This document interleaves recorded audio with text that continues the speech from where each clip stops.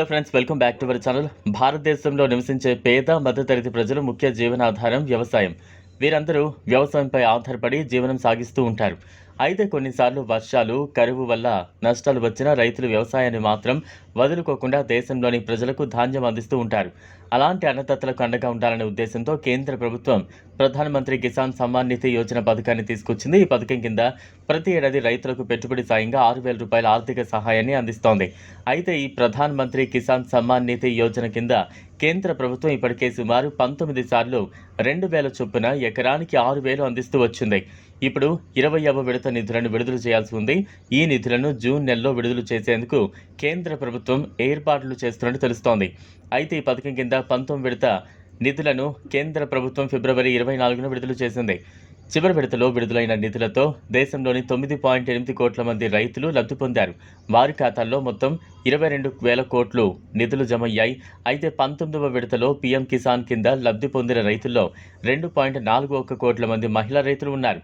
అయితే పీఎం కిసాన్ 20వ విడత నిధులు పొందాలంటే రైతులు ఖచ్చితంగా ఈకేవైసీ చేసి ఉండాలని అధికారులు చెబుతున్నారు. ల్యాండ్ డేటా సీడింగ్, బ్యాంక్ అకౌంట్కు ఆధార్ లింక్ కూడా చేసి ఉండాలని అధికారులు చెబుతున్నారు. ఈ పథకం నుండి రైతులు అర్హత పొందాలంటే కొన్ని ప్రమాణాలను పాటించాలి.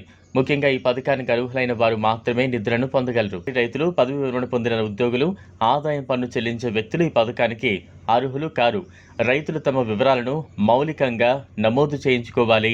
పేరు, బ్యాంకు ఖాతా, ఆధార్ నంబర్, భూమి వివరాలు వంటి సమాచారం సమర్పించడం తప్పనిసరి. ప్రభుత్వం ప్రతి విడత నిధులు విడుదల చేసే ముందు ఈ సమాచారం ఆధారంగా అర్హతను నిర్ధారిస్తుంది. ఈ పథకం కింద రైతులు వారి నిధుల స్థితిని ఆన్లైన్లో కూడా చెక్ చేసుకోవచ్చు.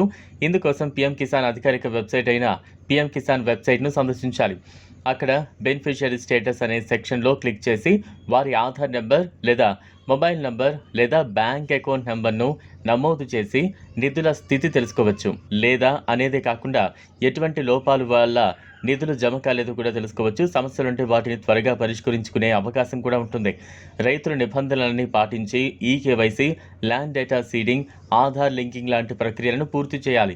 ఈ ప్రక్రియను పూర్తి చేయని రైతులు 20వ విడత నిధులకు అనర్హులు అవుతారు. చాలా రాష్ట్రాల్లో గ్రామ సచివాలయాలు, సిఎస్సి కేంద్రాల ద్వారా ఈ సేవలు ఉచితంగా లేదా తక్కువ ధరకు అందుబాటులో ఉన్నాయి. రైతులు ఈ అవకాశాన్ని వినియోగించుకుని వీలైనంత త్వరగా తమ డేటాను పొందుపరుచుకోవాలి. ఈ వీడియో మీకు నచ్చినట్లయితే లైక్ చేయండి, షేర్ చేయండి, ఛానల్ను సబ్స్క్రైబ్ చేసుకోండి. Thanks for watching. మరిన్ని అప్డేట్స్ కోసం మా ఛానల్ని సబ్స్క్రైబ్ చేయండి.